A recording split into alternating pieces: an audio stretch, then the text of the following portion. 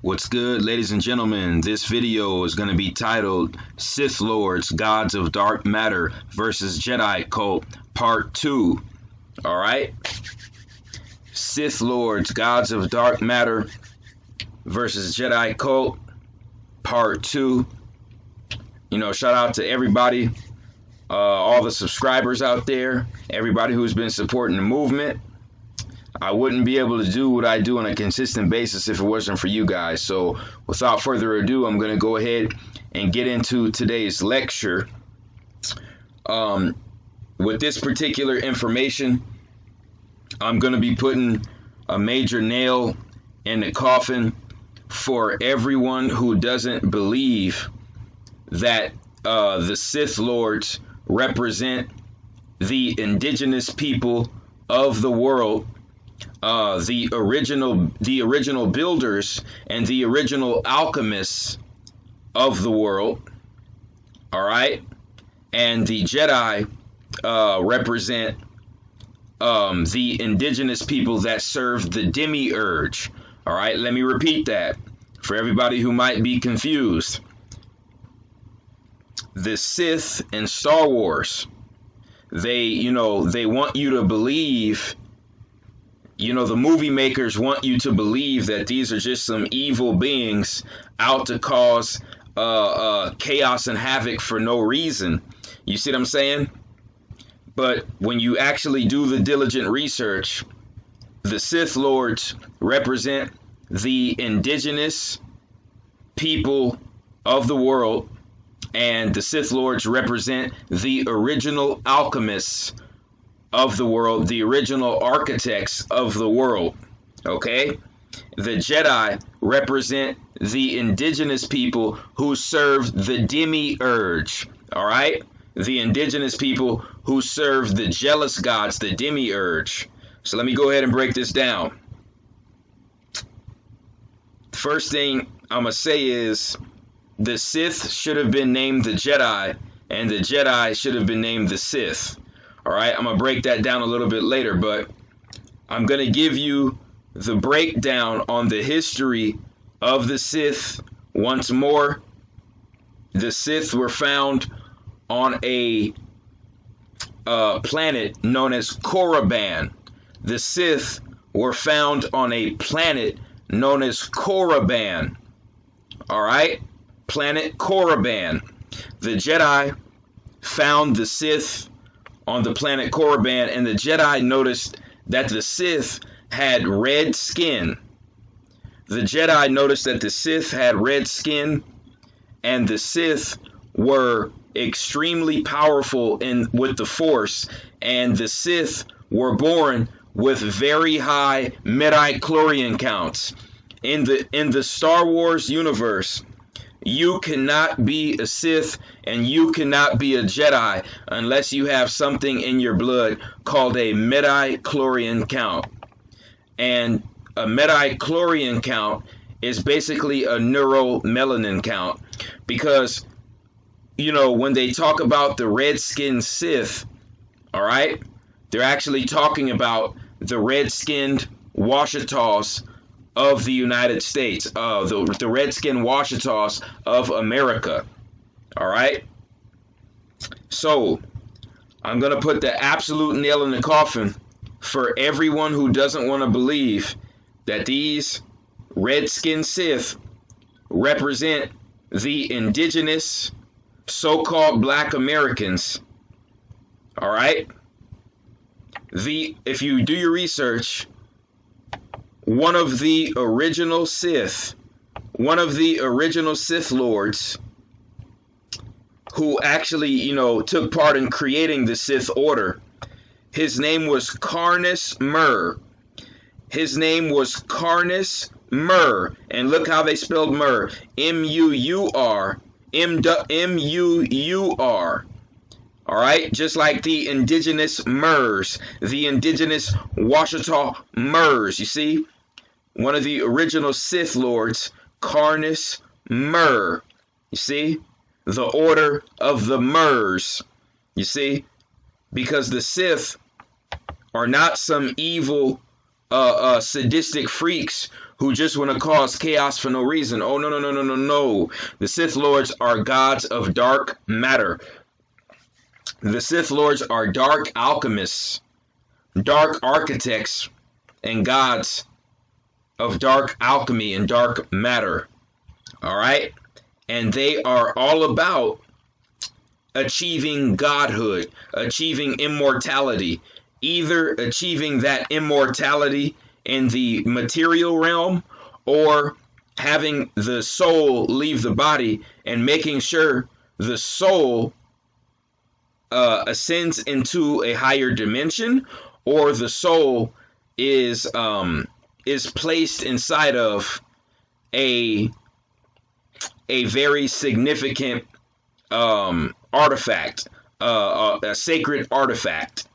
All right. It was all about escaping reincarnation and achieving godhood, either in the material realm or the spiritual realm. So with the Sith, it was all about achieving immortality in the spirit realm or the material realm. Okay? And I'm here to say there's absolutely nothing wrong with that. Okay? You know, the creators of Star Wars, they wanted us to believe that these beings were evil, but, you know, you got people like me who are here to decode this information and bust that bullshit up. They also made Carnus Mur look like a melanated man as much as possible. Right here we got the twisties. These are either the twisties or the braids. You know what I'm saying? We got the goatee. And then when you look at his facial features, all right, you can tell that this is a melanated man. Easily. Okay? And right here, M-U-U-R, Carnus Mur.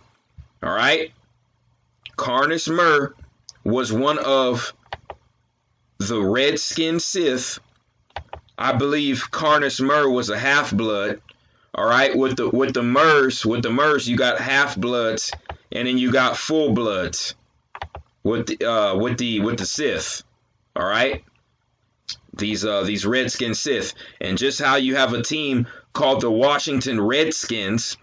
All right, which changed their name, but they were known as the Washington Redskins. You see, but you see right here, this person actually has skin of copper. This is an indigenous Mur from America. Washington, the Washita. We get the word Washington from Washita. The Washita Redskin Murs. Okay? Right here, you can look it up yourself. The Washita Murs. Oh, here we go. M-U-U-R. M-U-U-R. Just how we had Carnus Mur. M-U-U-R. Okay? RFG doesn't talk out of the side of his neck. RFG isn't talking out of his ass. Right? I'm actually putting in the diligent research. Okay? And once again, when you look at these Sith Lords and the original Redskin Sith, this was nothing but a depiction of the Redskin Washita natives of the Americas. And right here, you got Darth Maul. You got Darth Maul. Now remember, Darth Maul was a Redskin Sith who put tattoos. He put tattoos on his face, just how you have many indigenous tribes, not only in America but around the world, that put tattoos on their face. You see what I'm saying? You see what I'm saying? And Darth Maul had the horns. He had horns on his head, all right, and tiny horns, because what they were trying to depict was they were trying to depict these Bantu knots. They were trying to depict the Bantu knots, folks. Okay? All right? That's what the fuck Darth Maul represents. All right? The indigenous warriors that put tattoos on their face and had Bantu style knots in their hair. Okay? All right? And I'm going to be breaking this down even further. So once again, it is not about light versus dark. You know, the struggle between good and evil, is not about light versus dark. It's about high vibrations of light versus low vibrations of light. Okay? And you cannot manipulate that light without being able to manipulate the dark matter. So basically, you cannot manipulate any light unless you're able to manipulate dark matter. You have to manipulate dark matter in order to manipulate light. All right? Plain and simple. So, what do I mean by that? I mean, if you really want to get technical, the Jedi, okay? The Jedi had to have been able to manipulate dark matter in order to perform telepathy, in order to perform telekinesis, or, you know, hydrokinesis, pyrokinesis, electrokinesis, geokinesis, aerokinesis. You see, all of those abilities with the Force, that's manipulating orgone energy. So when the Jedi and when the Sith manipulate the Force, they're using orgone energy. And once again, you cannot manipulate orgone energy unless you manipulate dark matter. Okay? So technically speaking, the Jedi and the Sith had to both use the dark side in order to perform their supernatural abilities. Okay? Because the dark side of the Force is basically dark matter. When they say the dark side of the Force, they're talking about the dark matter of the universe. Okay? You could not be a Jedi or a Sith unless you had a midi-chlorian count. A midi-chlorian count is a neuromelanin count. All right? The midi-chlorians in Star Wars, they were little tiny organelles inside of the Jedi's or the Sith cells. And the little tiny organelles would give the Jedi cells or the Sith cells immense amount of power. All right? Those little midi-chlorian organelles in the Jedi cells, it would connect the Jedi cells with orgone energy and electromagnetic forces known as the Force. Okay? Neuromelanin functions the same way, folks. Neuromelanin functions the same way. It's actually neurocarbon.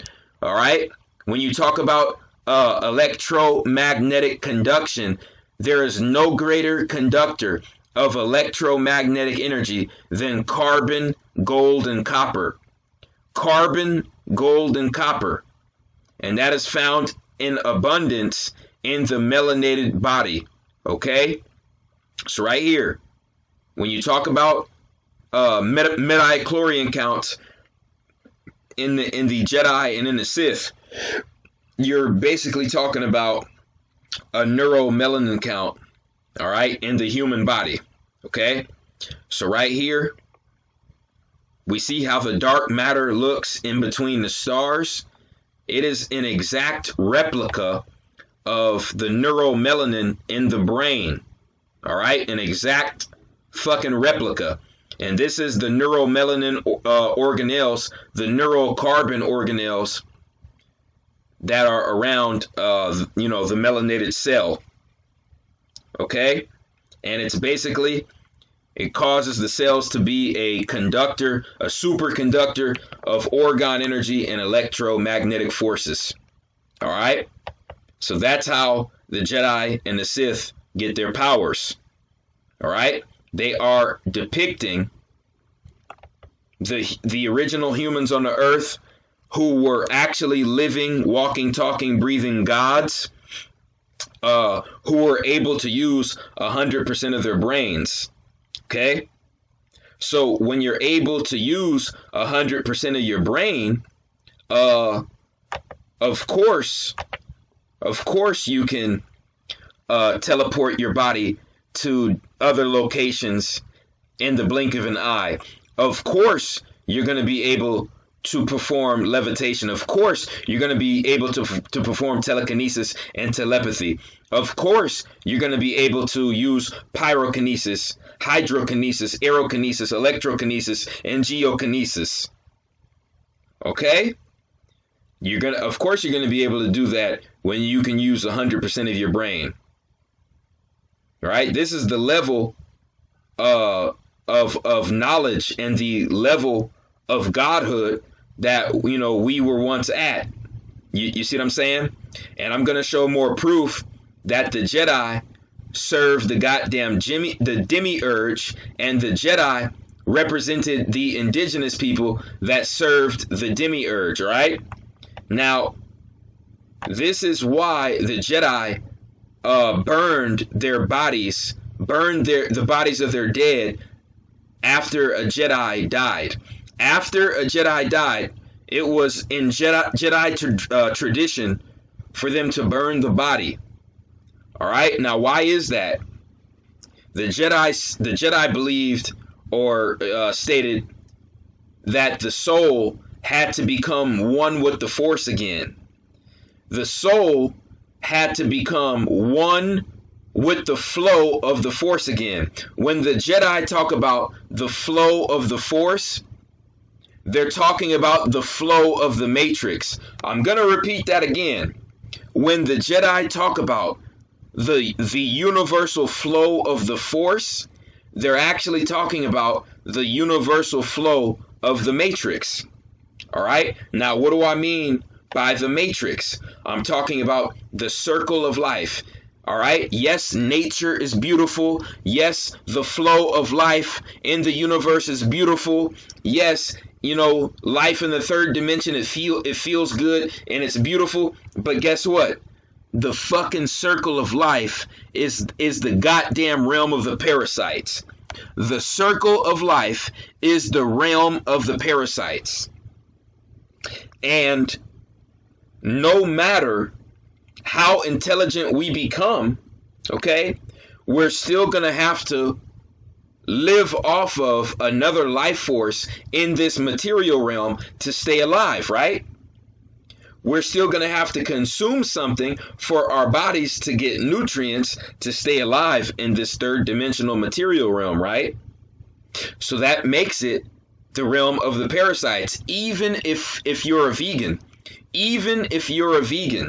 you're still going to have to consume life from the earth, which is plants, in order to stay alive. Okay? All right? Flat out.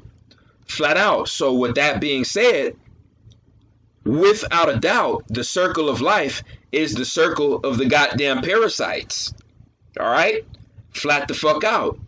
So when the Jedi talk about, oh, we burn our dead so their souls can ascend and become one with the Force again, they're talking about your soul going back to the orgone energy in the cosmos to be recycled again. Basically, when you are cremated and burned after death, your soul is just going to get recycled faster. All right? That is an alchemical fact. That is a biological and an alchemical fact. If you burn the dead body after death, that motherfucker is getting recycled and it is going to enter a new body quite quickly. And it could be an animal body or a fucking human or a different organism body. Okay? And you're going to be living life again with no memory of who you were in the past life. All right? That's bullshit. The Jedi were pro-reincarnation because the Jedi served and worshipped the goddamn demiurge. And I hate to break it to you folks, but the demiurge, all right, is controlling the circle of life. The demiurge is the flow of the circle of life, which is the realm of the parasites. All right? The demiurge rules the material realm, which is the circle of life, which is the recycling of orgone energy, the recycling of souls. Okay? That is all tied to the goddamn demiurge. Okay?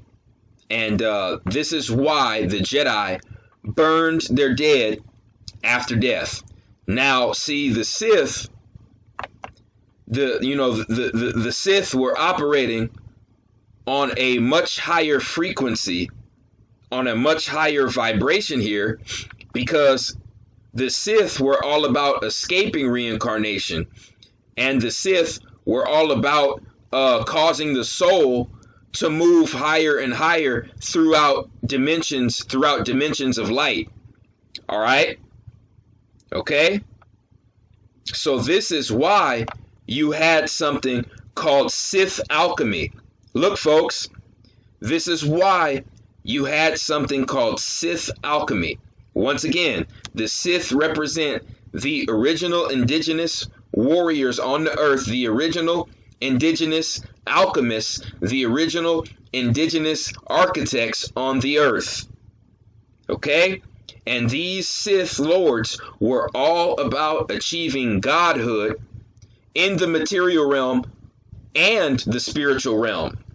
So that means the Sith could tap into alchemy so they could live forever in the material realm, or if they chose, they could open up Stargate portals and cause their soul to move through that Stargate portal so it could enter a realm of pure light or pure darkness. All right? So basically the soul could escape the reincarnation cycle. So the soul could escape the realm of the parasites. All right? Reincarnation is spiritual failure. Reincarnation is spiritual failure. And the Sith knew that shit. The Sith knew that shit. Okay? So the Sith, they either opened up interdimensional portals to allow the soul to move through them, or they preserved the soul inside of a sacred artifact, so the soul would not be reincarnated. And also, this is another nail in the coffin. If you do your research, the original Sith, they mummified their dead. I'm gonna repeat that. The Sith, the original Sith, they mummified their dead, and they put their dead in tombs. They mummified their dead, and they put their dead in tombs, just like the original alchemists who ruled in Kemet, who ruled in Sumeria, who ruled in Atlantis, who ruled in Lemuria. Yeah. Okay? And right here, this is another nail in the coffin. There was a Sith Lord known as Naga Sadao. There was a Sith Lord named Naga Sadao. The Nagas, Nagini, the Nagas, the people of the Naga, that Naga serpent, okay? The Nagas right here, okay? The Sith Lords are the original indigenous Atlantean Washatas of the world. That's what the Sith Lords represent. Okay? So if you want to get technical, the Sith should be called the Jedi, and the Jedi should be called the Sith. Okay? Because the Jedi serve the demiurge, which is all about soul recycling, soul regeneration in the same realm, in the same material realm, and reincarnation. Okay, that's why the Jedi burn their dead. All right, and the Sith are all about God, achieving godhood and godlike wisdom to become immortal in the material realm and to become immortal in the spiritual realm to escape reincarnation. And the Sith should be called the Jedi because that word Jedi, it really means the Jedi. There were warriors in ancient Kemet called the Jedi, D-J-E-D-I, the Jedi. All right? And they were ancient warriors who had the same abilities as the Sith Lords and the Jedi. But see, the Jedi were all about, superior godlike wisdom and immortality. You see? But the people in Kemet, the warriors in Kemet who followed Seth, they followed the demiurge. You see? And they were just like the Jedi. You see? So they served the god Set. They served the god Set, the demiurge. So those particular Kemetic warriors, they should be known as the Sith. All right? And the Sith should be known as the Jedi. The Jedi warriors. You see, absolutely mind-blowing information, deep as hell. But that's really all I had to say on this topic. I had to, reiterate that, make it clear, and show you guys, these nails in the coffin, that the Sith really represent us indigenous Washita Atlanteans. Okay? Plain and simple. I also decoded the movie known as Dune. I decoded the movie Dune, D-U-N-E. There was a Dune film that came out in 1965. There was another Dune film came out in 1984. And there's another Dune film coming out in December of this year. And I decoded it on my Patreon account. So if you want to see Dune decoded, go check out the Patreon account. Even the lowest tier can see it. So with all that being said, I appreciate everyone who supports RFG and Atlantean movement. Please like, share, and subscribe. It's the Chosen One, man. I'm out.